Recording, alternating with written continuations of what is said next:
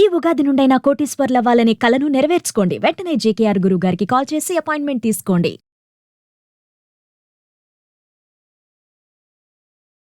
నీకు పెళ్లి కాకపోతే మేము అడిగే ప్రసక్తి లేదు. నీకు పెళ్ళి ఈ మొగుడు పిల్లడు ఉండేటప్పుడు నువ్వు ఎవరికి ఇస్తున్నావు డబ్బులు?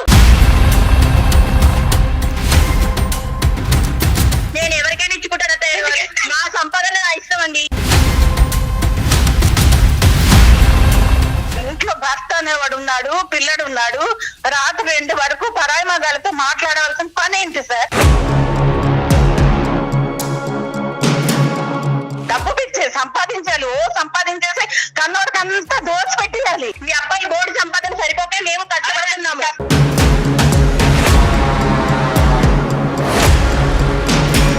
లెగడం లేట్ అవుతుంది. నైట్ అంతా వర్కౌట్ చేసినప్పుడు ఉదయం లేవడం లేట్ గానే అవుతుందండి. నేను ఇలాగే ఉంటాను, నేను ఇలాగే లెగుస్తానండి. మళ్ళీ ఒక మాట చెప్తాను పెట్టావా, మీరిద్దరిని విడదీసే అంత నీచుకున్న వాళ్ళని కాదు. మీరు వచ్చాకే గొడవలండి, మీరు రాకముందు బాగానే ఉన్నాము. సంపాదిస్తాము, పని వాళ్ళని పెట్టుకుంటాము, పని చేసుకుంటాము. మేము పని వాళ్ళని పెట్టుకొని పని చేయించుకుంటామండి. నేను 30 కోట్లు సంపాదిస్తున్నా, నా పిల్లల్ని వేరే వాళ్ళు చూసుకుంటారు, నా మొగుడిని వేరే వాళ్ళు చూసుకుంటారంటే ఎట్లాగమ్మా? ఏంటండి తలనొప్పి? నేను ఇందాకే నిద్ర లేచాను. ఈడేదో కళ్ళేక కాలు కలిపింది, మీరేంటి నా బుర్ర తింటున్నారు? నమస్తే కళ్యాణ్ నమస్తే జయ గారు. కళ్యాణ్ గారు, ఇన్ని ఇష్యూస్ ఉన్నాయా బయట? ఇంతమంది సలహా కోసం వెయిట్ చేస్తున్నారా? అది ముఖ్యంగా మీలాంటి వారి సలహా కోసం వెయిట్ చేస్తున్నారు. కమలమ్మ అని ఒక ఆవిడ మనకి మెయిల్ చేశారండి, పెద్ద ఆవిడ.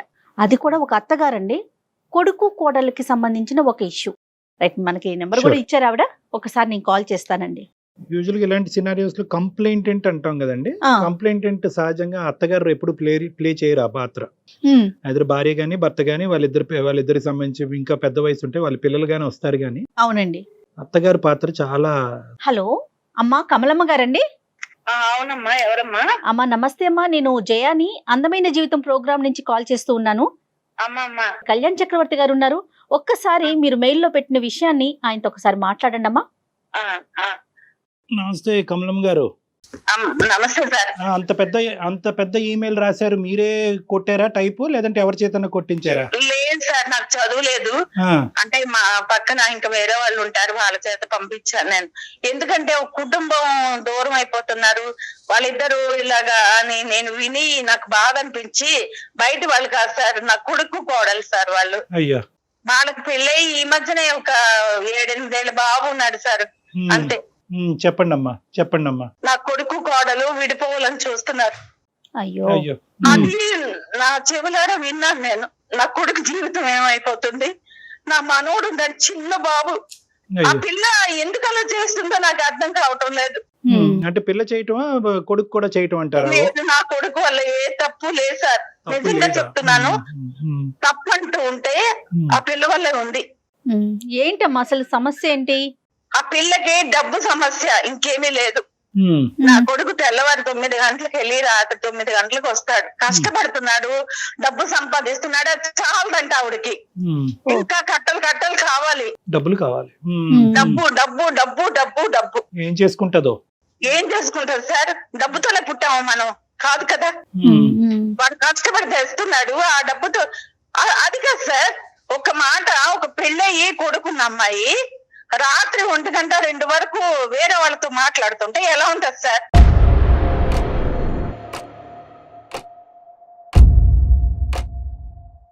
తప్పంతా నా కోడలదేనమ్మా, తప్పంతా నా కోడలదే. ఒకటి Kamalamma garu, with due respects మీ వైస్ కి మనం ఏంటంటే ఒక సైడ్ వచ్చేద్దాం. ఈ ప్రయాణంలో ముందే ఒక సైడ్ వస్తే కనుక ఏంటంటే ఏమో అనేటటువంటి ఆలోచన మాకు రావచ్చు. కాబట్టి అసలు సమస్య ఏంటి? డబ్బు సమస్య, లేదంటే ఫోన్ లేట్ గా మాట్లాడటం సమస్య ఏంటి అన్నది వివరిస్తే కనుక దానికి అనుకూలంగా మన అమ్మాయితో మాట్లాడటానికి కానీ, లేదంటే మీకు ఏదైనా సలహా ఇవ్వటం కానీ చేద్దాము. నా ఉద్దేశం ఏంటంటే ఫస్ట్ మీరు ఉన్నది ఉన్నట్టుగా చెప్పండి. ఉన్నది ఉన్నట్టుగా చెప్తున్నాను సార్. ఇంట్లో భర్త అనేవాడు ఉన్నాడు, పిల్లడు ఉన్నాడు. రాత్రి 2 వరకు పరాయి మగాళ్ళతో మాట్లాడవలసిన పని ఏంటి సార్?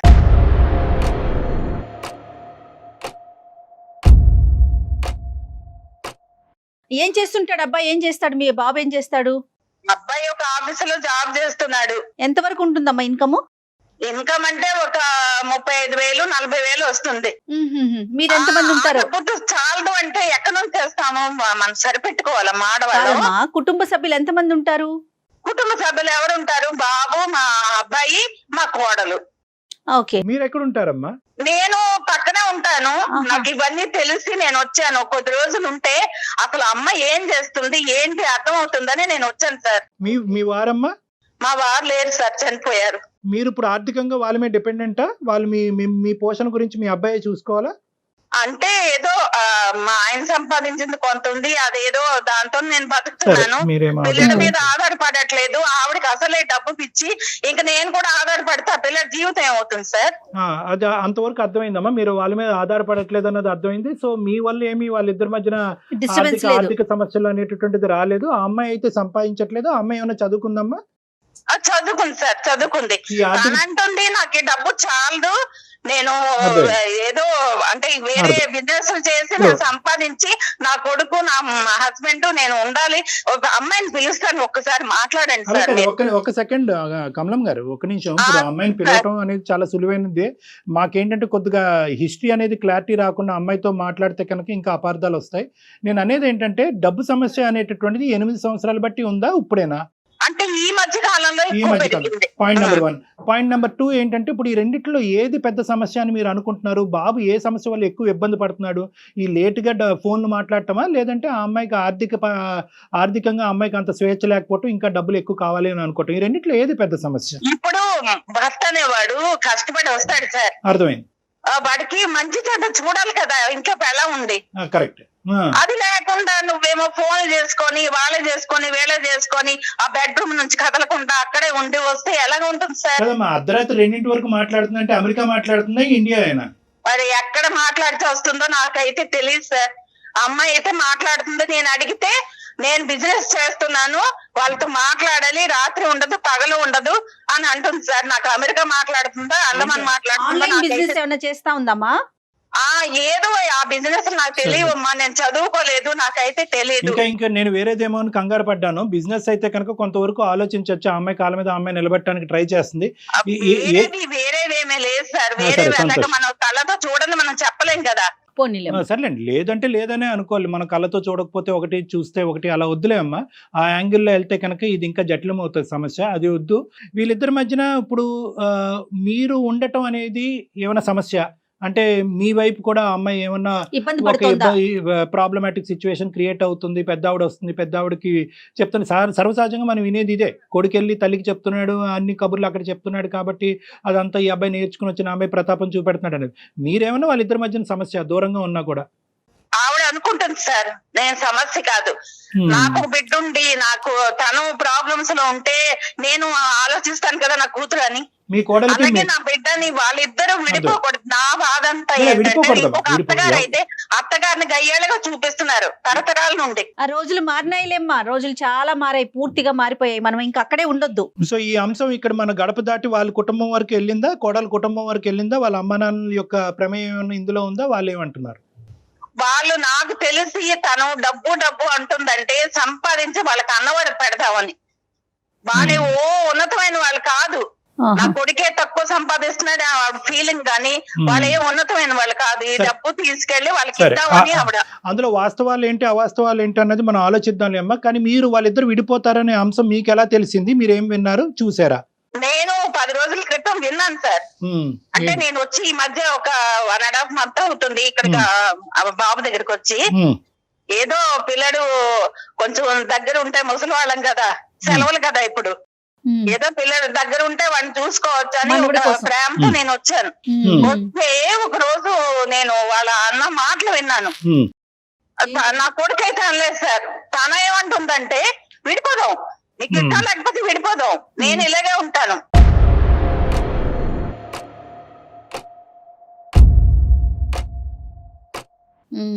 మనం సంపాదించాలి, మేళ్ళు మిద్దెలు కట్టాలి, కార్లు కొనాలి, ఆ బయట నా ఫ్రెండ్స్ దగ్గర ఉన్నతంగా ఉండాలని ఆవిడ కోరుకుంటుంది. నా బాధ అంతా ఏంటంటే నా కొడుకు చాలా అమాయకుడు సార్. కమలం గారు మీ కోడల గురించి 2 మంచి మాటలు చెప్పండి అమ్మా. నేను మంచిదే అని చెప్తున్నాను సార్. మంచిదే, కానీ తనకి డబ్బు పిచ్చి. డబ్బు పిచ్చే సంపాదించాలి, సంపాదించేసి కన్నోడికంతా దోచి పెట్టేయాలి. అది మనం ఎలా చెప్తామమ్మా? అప్పుడే మీరు ఒక ఫైనల్ కి రాకండి.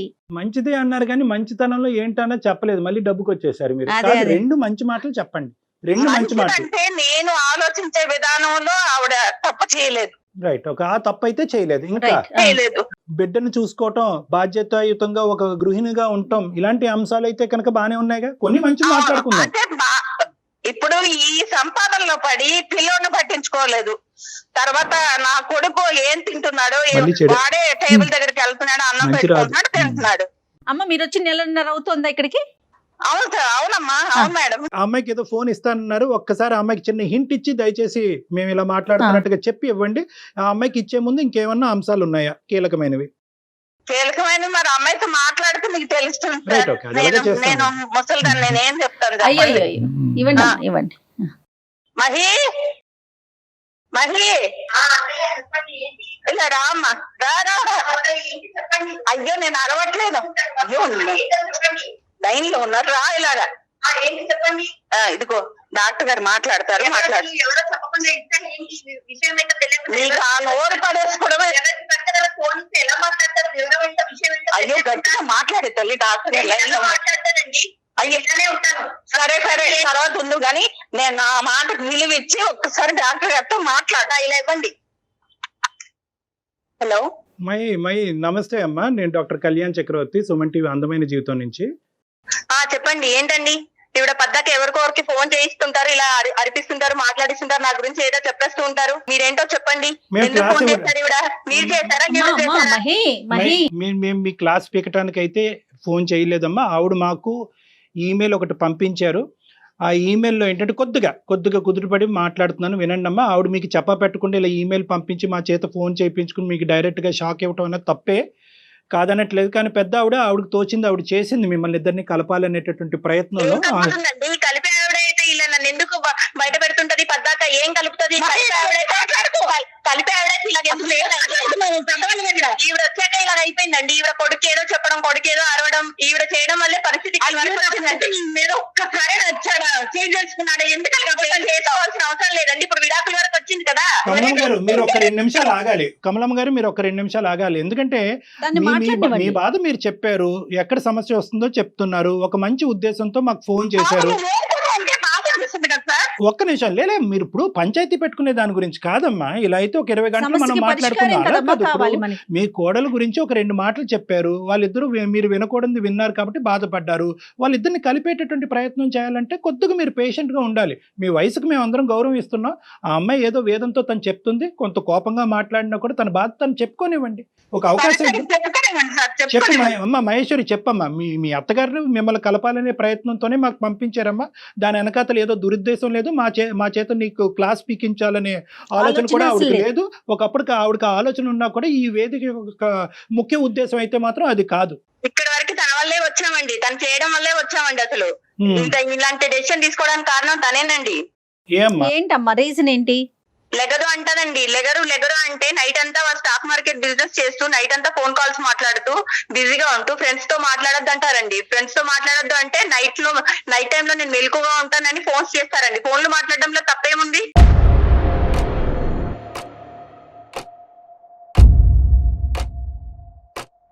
ఫోన్ మాట్లాడకూడదు అంటారండి.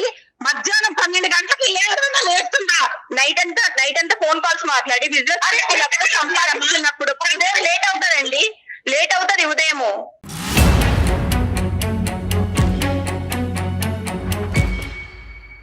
లెగడం లేట్ అవుతుంది. నైట్ అంతా వర్కౌట్ చేసినప్పుడు ఉదయం లేవడం లేట్ గానే అవుతుందండి.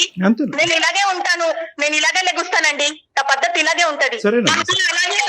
అలాగే నీ ఇష్టం చేసుకో.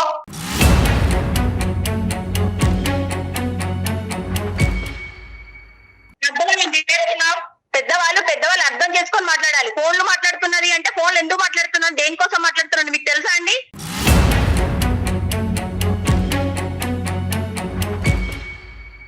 అది కనుక్కోవటం గురించే నీకు ఫోన్ ఇమ్మన్నాము, నీ వర్జన్ ఏంటో చెప్పమన్నాము. అదే అండి డాక్టర్ గారు, చెప్పండి. నేను నైట్ అంతా బిజినెస్ గురించి కాల్స్ మాట్లాడతాను, ఫ్రెండ్స్ కాల్స్ చేస్తారు, మాట్లాడతాను, అది మాట్లాడొద్దు అంటారు, తప్పంటారు, Business, తను పూర్వకాలం friends. మనుషులుగా మాట్లాడతారు.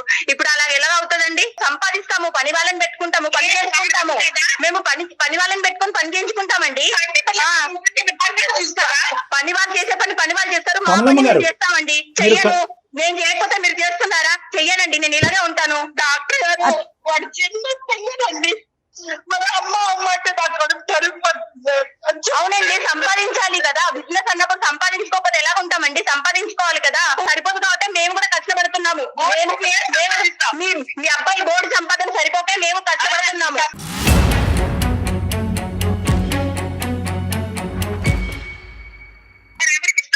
నా సంపదల్ని ఎవరికైనా ఇచ్చుకుంటానండి, ఎవరికైనా ఇచ్చుకుంటాను అత్తయ్య గారు, నేను ఎవరికైనా ఇచ్చుకుంటాను అత్తయ్య గారు. నా సంపాదన నా ఇష్టం అండి.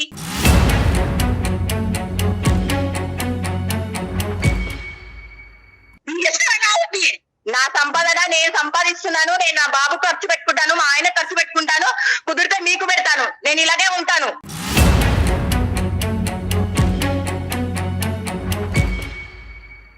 నీకు పెళ్లి కాకపోతే మేము అడిగే ప్రసక్తే లేదు. నీకు పెళ్ళి ఈ మొగుడు పిల్లడు ఉండేటప్పుడు నువ్వు ఎవరికి ఇస్తున్నావు డబ్బులు? ఎవరికి ఇస్తాను? నా సంపాదన నేను ఎవరికైనా ఇస్తాను. ఈ అబ్బాయి సంపాదన ఎవరికి ఇవ్వట్లేదు కదా. మహి ఒక మాట చెప్తాను వింటావా? మీరిద్దరిని విడదీసే అంత నీచుకున్న వాళ్ళని కాదు.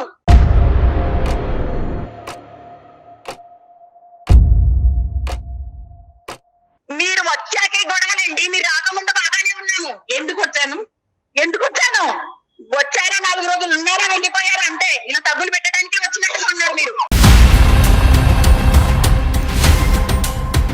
అమ్మ నేను మీకు నమస్కరించి చెప్పేది ఏంటంటే, ఈ రోజు ఆ అమ్మాయి తన భావాన్ని పూర్తిగా వ్యక్తపరచకుండా మేము ఎటువంటి కంక్లూజన్కి సొల్యూషన్కి రాలేము. ఆడది సంపాదించుకుంటూ తన కాళ్ళ మీద నిలబడటం అనేటటువంటి దాన్ని మనం ఎవరు ఖండించట్లేదు, దాన్ని తప్పుగా చూసేటటువంటి ఉద్దేశం ఎవరికీ లేదు. ఆ అమ్మాయి తన కాళ్ళ మీద ఆర్థికంగా నిలబడాలి అని అనుకుంటుంది, సంపాదించాలి అని అనుకుంటుంది, తన సంపాదించే డబ్బుతో కుటుంబాన్ని పోషించాలి అనుకుంటుంది. కానీ ఏదో తను పోషించట్లేదు సార్, మరి నా బాధ అదే కదా. ఏమవుతుందమ్మా, ఏం చేస్తుంది? బాధపడుతున్నాడు. ఒకటి, ఆ అమ్మాయి సంపాదించుకుంటుంది, తన కాళ్ళ మీద తను నిలబడాలి అనుకుంటుంది, ఆర్థిక పరమైనటువంటి స్వేచ్ఛ కోరుకుంటుంది, ఆ డబ్బులు తీసుకెళ్లి బ్యాంకులో వేసుకుంటుందో, కొడుక్కో బిడ్డకో ఖర్చు పెట్టుకుంటుందో అనేటటువంటి ఒక అంశం. మహేశ్వరి గారు, మీరు ఉద్యోగం చేయాలి, స్టాక్ మార్కెట్ చేసుకోవాలి అనేటటువంటి ఉద్దేశం మీకు ఉంటే ఇంత రాత్రే చేయాలా? పగటిపూట చేసి రాత్రిపూట మీరు పడుకుని తొందరగా లెగిసి మిగతా బాధ్యతలను అన్నింటినీ నిర్వర్తించడంలో అవకాశం ఉందా లేదా? నా ఇష్టం సార్, నేను రాత్రిపూట చేసుకుంటాను, నేను ఇలాగే ఉంటాను. కాదమ్మా, ఇష్టం కాదు. పగలు చేయడం కుదరదండి, నేను రాత్రుల్లో చేస్తాను, సరే, నేను ఓకే. ఇలాగే ఉంటానండి, రైట్, నేను రైట్, ఇలాగే ఓకే. చేయగలను. అమ్మ, నేను మహి మీతో- గారు, మీ ఇష్టం వచ్చినట్టు ఎవరి ఇష్టం వచ్చినట్టు అలా వాళ్ళు కదా. ఉండొచ్చండి. అమ్మ, ఇది కుటుంబం అమ్మ. ఈ కుటుంబం అనేటప్పుడు ఏంటంటే నీ భర్తకు కావలసినటువంటి కొన్ని అంశాలు ఉంటాయి. కాదండి, నేను ఒకటి పుట్టింట్లో ఎలా ఉన్నానో అత్తింట్లో కూడా అలాగే ఉండాలనుకుంటున్నానండి. నా నేచర్ ని నేను అమ్మ, మార్చుకోదలుచుకోలేదు, నేచర్ నేను ఇలాగే కాదమ్మా, ఉంటాను. నీ నేచర్ ని మార్చుకోమని నేను చెప్పట్లేదు. జీవితంలో ఒక కుటుంబం అనేటటువంటిది ఉన్న తర్వాత దాంట్లో అడ్జస్టబిలిటీ అండ్ ఫ్లెక్సిబిలిటీ అనే రెండు చాలా ప్రధానమైనటువంటి అంశాలు ఉంటాయి. నీ భర్త నీకు అడ్జస్ట్ అవ్వాలి, నువ్వు మీ భర్తకి అడ్జస్ట్ అవ్వాలి. కాదండి, నేను ఎవరికి భయపడనండి, నేను ఎవరి మాట వినను. అమ్మ, నేను నేను ఇలాగే భయపడమని నేను ఉంటానండి. ఎక్కడ చెప్పానమ్మా? నేను ఇంటికి లెగుస్తాను, ఎప్పుడు చూడు నా గురించి మాట్లాడుకోవడము, నన్ను తక్కువ చేసి మాట్లాడడము, ఈ తల్లి కొడుకులు ఎప్పుడు నేను ఏం చేసినా తప్పనడము, కూర్చున్నా తప్పే, లెగిసినా తప్పే, ఏ కోణంలో చూసినా తప్పే అంటారండి. ఒకప్పుడు ఏదైనా అవకాశం ఉండి అందరూ పనిచేసేటటువంటి విధంగా పగలే పనిచేసేటటువంటి అవకాశం ఉన్నా కూడా ఇదే సంపాదన మీరు చేయరా? అంటే నాకు తెలియక అడుగుతున్నారు. మీరు ఏ వ్యాపారం చేస్తున్నారో, ఎవరితో మీరు అంత రాత్రప్పుడు మాట్లాడుతున్నారో అనే సబ్జెక్ట్ నాకు అనవసరం. ఒకప్పుడు అటువంటి అవకాశం ఉంటే కనుక మీరు చేయరా? లేదండి, నేను ఈ టైంలోనే నాకు కుదురుతుందండి, ఈ టైంలోనే నాకు వర్కౌట్ అవుతుంది, ఈ టైంలోనే ఎక్కువ సంపాదన వస్తుందండి, డేలో చేసేంత రాదండి.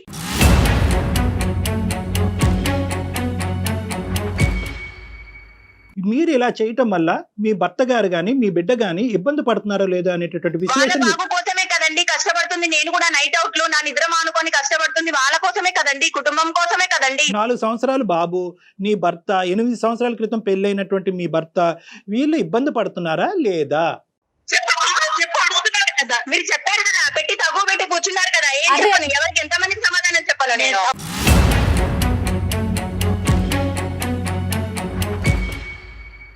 అమ్మ నువ్వు చాలా విపరీతమైనటువంటి ఎమోషన్ తో మాట్లాడుతున్నావు నాకు అర్థం అవుతుంది. ఆ ఎమోషన్ లో ఎక్కడ కూడా దానిలోంచి రేషనాలిటీ బయటకు లాజిక్ రావట్లేదు మీరు. కనిపించట్లేదు. మొండిగా వాదిద్దాం అంటే ఇంకో 10 గంటల పాటు మొండిగా వాదిద్దాం అమ్మా. దీనివల్ల నీతో ఇలా మొండిగా వాదన వల్ల నీ కుటుంబానికి ఉపయోగం లేదు, మాకు ఉపయోగం లేదు, ఎవరికి మనశ్శాంతి లేదు. నేను ఒకటే చెప్తున్నాను, నిజంగా ఖచ్చితంగా నేను ఆ టైంలోనే పనిచేస్తాను, నేను అలాగే ఉంటానంటే అలాగే ఉండు, కాదనట్లేదు. బట్ ఫ్యామిలీకి సంబంధించినటువంటి వ్యవహారాలు, కుటుంబం యొక్క సంతోషం కూడా చాలా ఇంపార్టెంట్. అందరూ ఇప్పుడు చాలా మంది షిఫ్ట్ డ్యూటీలు చేస్తున్నారు, అర్ధరాత్రి అనక అపరాత్రి అనక కష్టపడుతున్నారు. కానీ దాని వెనక అతను కుటుంబం యొక్క సంతోషం, ప్రోత్సాహం ఈ రెండు చాలా ఇంపార్టెంట్. రైట్. ఈ కుటుంబం యొక్క సంతోషం, ప్రోత్సాహం నెగ్లెక్ట్ అవుతే కనుక నువ్వు ఎన్ని కోట్లు సంపాదించినా కూడా అది బూడిద పాలేనమ్మా. ఆవిడ వచ్చాకే కదండి విడాకుల వరకు వచ్చింది ఇప్పుడు పరిస్థితి. అమ్మా, ఆవిడ ఆవిడ వచ్చాక కదండి ఏ విధంగా ఆవిడ బాబుకి వచ్చాక? వాళ్ళ తల్లి ఏంటి దూరం ఇంకా? అవుతున్నారు. కాదమ్మా, కాదు మహేశ్వరి, ఆవిడ వచ్చి అంటే నెల రోజులు అవుతోంది మీ దగ్గరకు వచ్చి. ఈ నెల రోజుల్లోనే మీ ఇద్దరి మధ్య ఉన్న సఖ్యత పోయింది, 8 ఏళ్ల వివాహ బంధం పోయింది, మీ మధ్యనున్న కొడుకు పోయాడు, విడాకుల దాకా ఆవిడ వెళ్ళిపోయారా? అనేది ఏంటంటే వీళ్ళు ఈ పరిస్థితిలో ఉన్నారు, ఇది రిస్క్ లో ఉంది ఈ మ్యారేజ్ అని చెప్పి ఆవిడ కాబట్టి వచ్చి వచ్చాను ఉందంట. అంటున్నారు. డివోర్స్ విడిపోయే పరిస్థితికి వచ్చింది అని చెప్పి మీరు ఫిక్స్ అవుతే కనుక నేను ఏం చేయలేను, కానీ ఇక్కడ విడిపోవటానికి ఎటువంటి కారణాలు లేవు. ఇది only about adjustment. Divorce separation వరకు అక్కర్లేదు, ఇది ఓన్లీ అడ్జస్ట్మెంట్. వీళ్ళతో నేను పడలేనండి, నేను వీళ్ళతో ఉండలేనండి.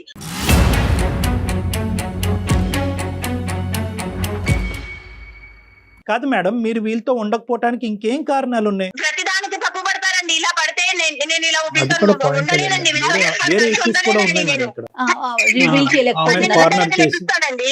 సో ఓన్లీ ఇప్పుడు నువ్వు ఇలా లేట్ నైట్ ఉద్యోగం చేసుకోవటం, ఈ సంపాదన మీద పట్టడం అనే ఒక్క అంశం కాకుండా వీళ్ళిద్దరూ కూడా నిన్ను కార్నర్ చేసి రకరకాల నిందలు వేసి నిన్ను అవునండి, ఇబ్బంది పెడతారు. రకరకాలుగా నిందిస్తుంటారు, రకరకాలుగా వేధిస్తుంటారు వీళ్ళు. ఫోన్ లైన్ లో చెప్పలేని అంశాలు ఏమైనా ఉన్నాయా వాళ్ళకి సంబంధించి ఇప్పుడు మనకి ప్రోగ్రామ్ లో?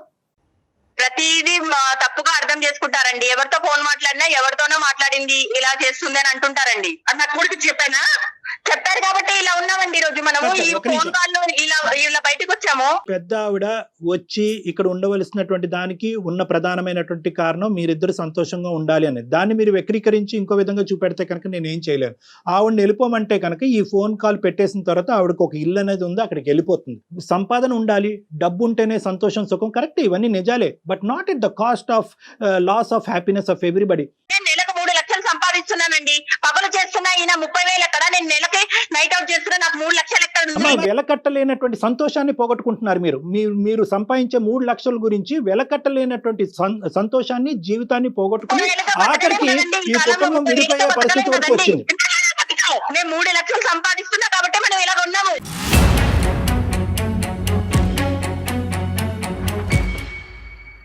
మీరు సంపాదిస్తున్నారు కాబట్టి మేమందరం మీ మీద కక్ష కట్టాము అని చెప్పి దయచేసి మీరు అనుకోవద్దు. అదే సంపాదన కొద్ది కాంప్రమైజ్ అవుతాయి కనుక 2 వస్తాయి కదా, సంతోషం వస్తుంది, డబ్బు వస్తుంది, సుఖం వస్తుంది. దయచేసి ఒక్కసారి ఆ ఇమోషన్ తీసి పక్కన పెట్టేసి అందరూ నన్ను తొక్కేస్తున్నారు, నా మీద ఎక్కేస్తున్నారు అనేటటువంటి ఆలోచన తీసి పక్కన పెట్టి మీ కుటుంబం గురించి ఆలోచించి ఒక సలహా ఇచ్చేటటువంటి 4 ఉన్నారు అనేటటువంటి ఓపెన్ మైండ్ సెట్ తో ఒక ఉండండి. తల్లిగా ఆలోచించండి. నేను ఆలోచించాను.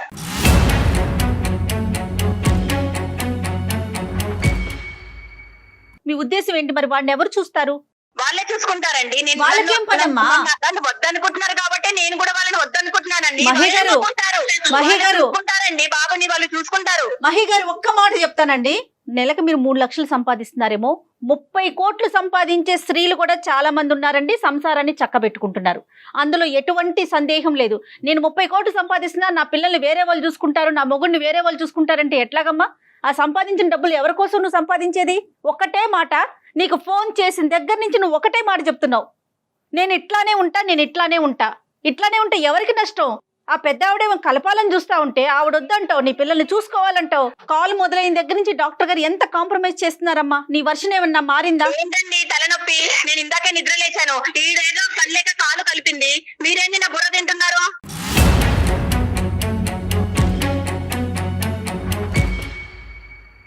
నేను వెళ్ళిపోతున్నాను. అమ్మా ఒక్క నిమిషం. హలో మహేశ్వరి గారు.